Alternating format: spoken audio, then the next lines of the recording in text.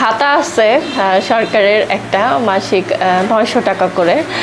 তো এটা আসলে মানে শুনতে অনেক খারাপ লাগলেও আগে মানুষ এইভাবে দেখতো যে প্রতিবন্ধী মানুষরা ভিক্ষা করে খায়।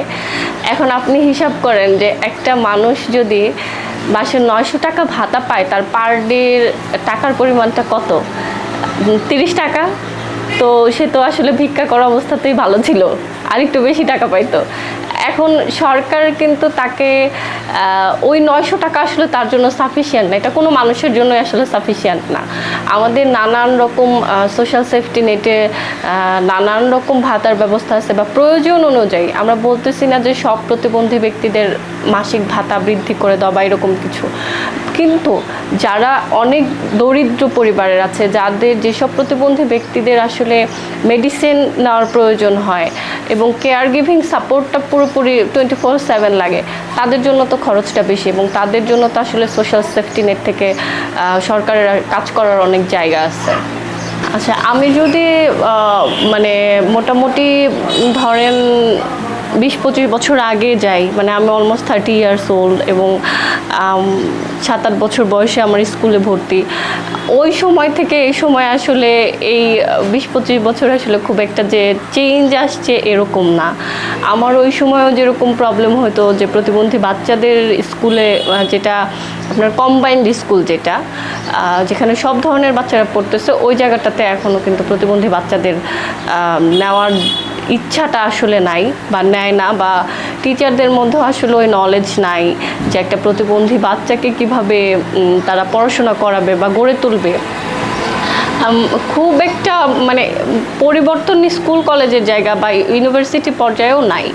পাবলিক ট্রান্সপোর্টগুলোতে লেখা থাকে কিন্তু যে প্রতিবন্ধী ব্যক্তিদের জন্য বা নারী শিশুর জন্য এতগুলো আসন, কিন্তু আমি আমার পার্সোনাল এক্সপিরিয়েন্সে যেটা দেখেছি যে আমি ওঠার সাথে সাথে যে আমার সিটটা কোথায়, এটা আসলে আমি এখন পর্যন্ত আমি জানি না যে একজন প্রতিবন্ধী ব্যক্তি হিসেবে আসলে আমার সিট কোনটা।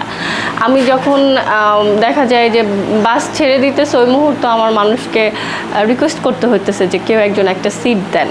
এবং ম্যাক্সিমাম সময় যেটা দেখা যায় যে ড্রাইভার কন্ডাক্টররা যখনই দেখতেছে যে এত প্রতিবন্ধী ব্যক্তি, তখন কিন্তু তারা বলতেছে সিট নাই বা চলে যাইতেছে।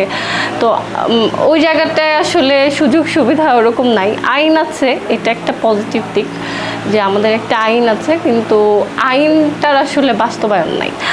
আইনটা হচ্ছে প্রতিবন্ধী ব্যক্তির অধিকার ও সুরক্ষা আইন 2013 নামে একটা আইন আমাদের আছে, যেটা আপনার হচ্ছে প্রতিবন্ধী ব্যক্তিদের যে আন্তর্জাতিক যে আইন আছে, ইউএনের যে আইন আছে, সেটাকে রেটিফাইড করে বাংলাদেশ সরকার আর কি একটা আইন করে যে তারা হচ্ছে বাংলাদেশে এই আইনটার বাস্তবায়ন করবে, এবং মানে এই আইনের সাথে তারা সহমত এবং এই আইন তারা বাস্তবায়ন করতে বাধ্য থাকবে, এরকম একটা 2013 প্রতিবন্ধী ব্যক্তির অধিকার ও সুরক্ষা আইন 2013 এটা রেটিফাইড করে।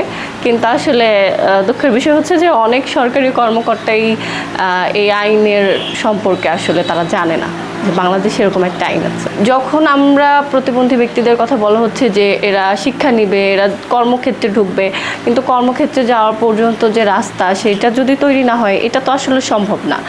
আমি দেখছি যে যখন আমার অফিসে যেতে হতো, এখন তো আমি হোম অফিস করি, কিন্তু আগে অফিসে যাওয়ার সময় আমার তো একজন কেয়ার গিভার সাপোর্ট লাগে, যে আমি ওভারব্রিজটা একা পার হতে পারি না, আমি বাস যখন যদি একটু টান দেয় আমি ওই অবস্থায় বাসে উঠতে পারি না, বা আমার যদি সিট না থাকে আমি দাঁড়ায় যেতে পারি না, আবার যখন নামবো আমি, তখন আমার কারো না কারো সাপোর্টের প্রয়োজন হয়। তো ওই জায়গায় কিন্তু আমাদের ওভারব্রিজগুলো দেখবেন এটা প্রতিবন্ধী ব্যক্তি বান্ধব না। আবার আপনি বাসের প্রবলেমটা তো এটা আমি বললামই। তো এই জায়গাগুলো আচরণগত কিছু ব্যাপার থাকে যে বাস কন্ডাক্টররা দেখা যাচ্ছে বাজে আচরণ করতেছে। এখন আমি অফিসে যাইতেছি, তখন এমনি আমার একটা প্রেশার, এই সময় একটা আবার কারো খারাপ ব্যবহার আমাকে আরেকটা সাইকোলজিক্যাল প্রেশার দিতেছে।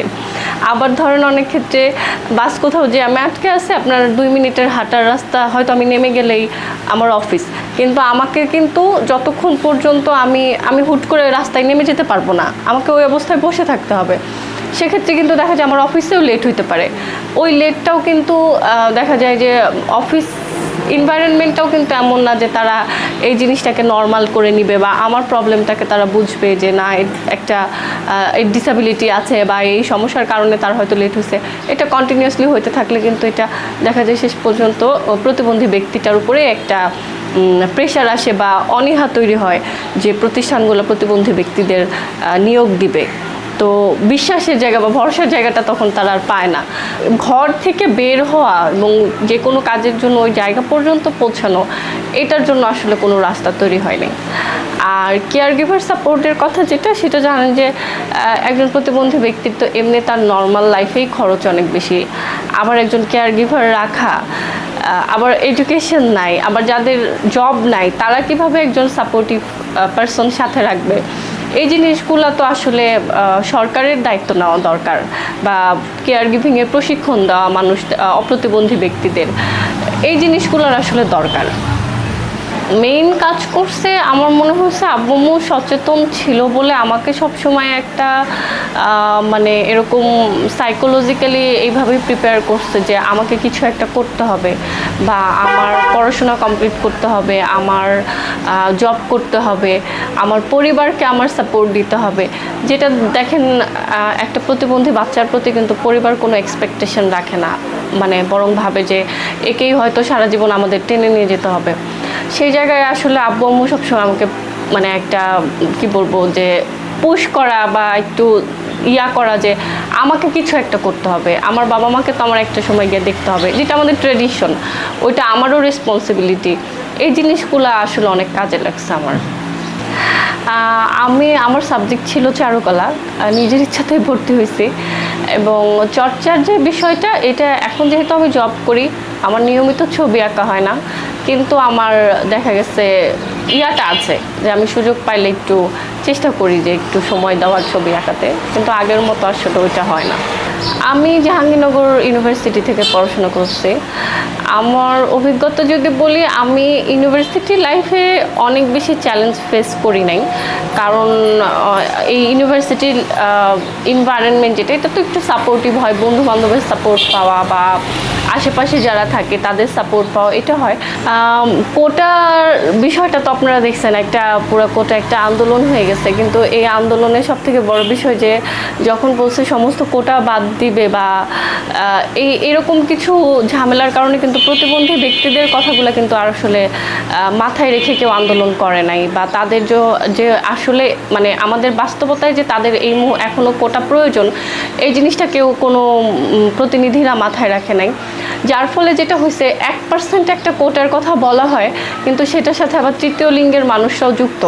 এখন যখন এটার জন্য নিয়োগ হবে, তখন তো দেখা যাবে ভাববে যে আচ্ছা একজন প্রতিবন্ধী মানুষ বাদ পড়ে যেতে পারে, বা ওই 1%-এর কতটুকু প্রতিবন্ধী ব্যক্তির জন্য, কতটুকু তৃতীয় লিঙ্গের ব্যক্তির জন্য, এইটারও কোনো নির্দিষ্ট করে জানানো হয় নাই। তো এই জায়গাগুলোতে যদি আমি হ্যারাসমেন্টের কথা বলি, প্রতিবন্ধী নারীরা সর্বপ্রথম দেখা যায় কেয়ার গিভার দ্বারাও কিন্তু হ্যারাসমেন্টের অনেক শিকার হয়, যে হয়তো এটা এমনও হতে পারে সে ফিজিক্যালি অ্যাবিউজ হইতেছে, ভার্বালি অ্যাবিউজ হইতেছে, বা সে তার যেহেতু একটা মানুষের সাপোর্ট লাগে, অনেক সময় অনেক খারাপ আচরণগুলোও তাকে সহ্য করে নিতে হয়। তো এমনও হয়েছে অনেক সময় আমি অফিস থেকে ফেরার সময় আমি কাউকে বলছি যে আমাকে একটু বাসে উঠতে হেল্প করেন, ওই মুহূর্তে দেখা যাচ্ছে সে আমাকে এমন একটা কথা বলতেছে যেটা আসলে তার বলা উচিত না। আমাকে এইভাবে বলছে যে আপনি এত শুকনা, আপনাকে তো আপনার হাত ধরতে হবে না, আপনার আমি কোলে করে এই বাসে তুলে দিতে পারবো, এই কথা বলে সে আমাকে আচমকা মানে জড়ায় ধরছে।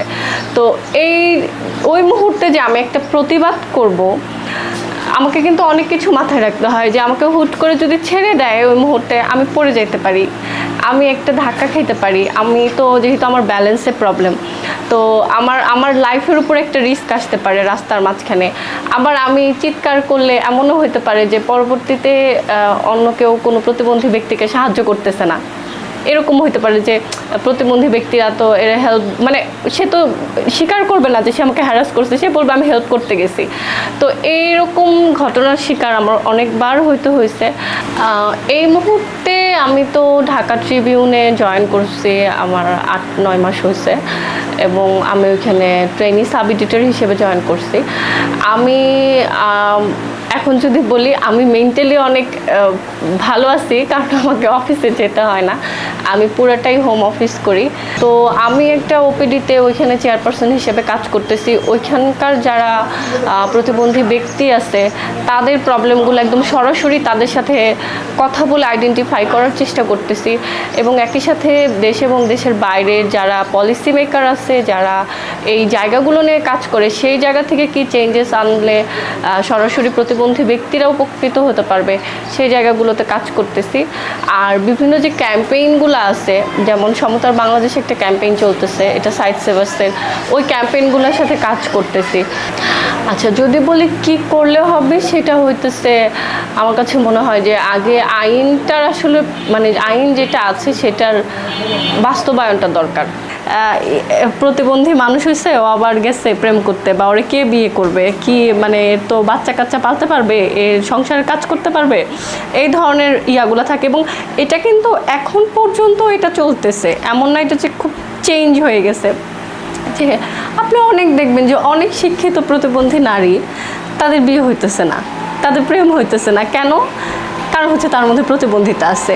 আমার তো আর্নিং সোর্স নাই, আমি নিজেকেও চালাইতে পারতেছি না, আমার এডুকেশন নাই, আমি যেখানে যাইতেছি সবাই আমাকে নেগলেক্ট করতেছে। বা যদি আমি বলি যে, যেমন দেখেন আমি খুবই আড্ডা দিতে পছন্দ করি, আমি হয়তো ফ্রি সময় পাইলে আমার অনেক বন্ধু বান্ধব আছে, আমি আড্ডা দিতে চলে যাব, কিন্তু বাস্তবে অন্যান্য যারা প্রতিবন্ধী ব্যক্তি আছে তাদের সাথে কতজন মানুষ মিশতেছে বা তাদের কতটুকু বন্ধু আছে। তারা যেমন, আমি আবৃত্তির চর্চা করতাম, আমি ছবি আঁকতেছি, আমি নানান রকমের প্রোগ্রাম অ্যাটেন্ড করতেছি, বা আমি কোনো সামাজিক অনুষ্ঠান, কারো মানে বাসায় অনেক থাকে না পারিবারিক অনুষ্ঠান, সেই জায়গাগুলোতেও আমি অ্যাটেন্ড করতেছি। কিন্তু ম্যাক্সিমাম প্রতিবন্ধী মানুষের ক্ষেত্রে কিন্তু দেখবেন তারা ওই জায়গাগুলো অ্যাটেন্ড করতে পারে না। তো এই যে তার ভেতরে একটা একাকিত্ব বা একা থাকার যে ফ্রাস্ট্রেশনটা, এই জায়গা থেকে কিন্তু আমি অনেক মানুষকে আমি নিজেও দেখেছি যে তারা অনেক ফাইট করতেছে, অনেক চেষ্টা করতেছে যে না আমি করি, আমি কিছু একটা করি, বাট শেষ পর্যন্ত গিয়ে তারা বলতেছে যে সে বেঁচে থাকতে চাইতেছে না। সরকারের সাথে তো আসলে প্রতিবন্ধী ব্যক্তিদের ভয়েসটা সরকার পর্যন্ত পৌঁছানোর তো আসলে কোনো মাধ্যম নাই। মানে সরকারকে তো যখন জানতে হবে, প্রতিবন্ধিতা বুঝতে হবে। এখন আমাদের সংসদে কোনো প্রতিবন্ধী ব্যক্তির কোনো কিন্তু প্রতিনিধি নাই, বা ওরকম কেউ আসে নাই যে সরকারের সাথে সরাসরি গিয়ে প্রতিবন্ধী ব্যক্তিদের সমস্যাগুলো তুলে ধরে সেটা নিয়ে কথা বলবে। কিন্তু এই জিনিসগুলো তৈরি করতে গেলে এখন নতুন সরকার আসছে, এখন তারা কতটুকু প্রতিবন্ধী ব্যক্তি বান্ধব হয় সেটার উপর ডিপেন্ড করবে। পরিবারের ভূমিকাটাই আসলে প্রতিবন্ধী ব্যক্তির জন্য সর্বপ্রথম এবং সবচেয়ে বেশি গুরুত্বপূর্ণ জায়গা। কারণ পরিবার যদি আমাকে আজকে বাইরে না বের হতে দিত, আমার পরিবার যদি আমাকে এ পর্যন্ত গড়ে না দিত, আমি কিন্তু আজকে প্রতিবন্ধী ব্যক্তিদের ভয়েস হয়ে কথা বলার যোগ্যতা আমার হতো না, বা আমি তাদের জন্য কথা বলতে পারতাম না।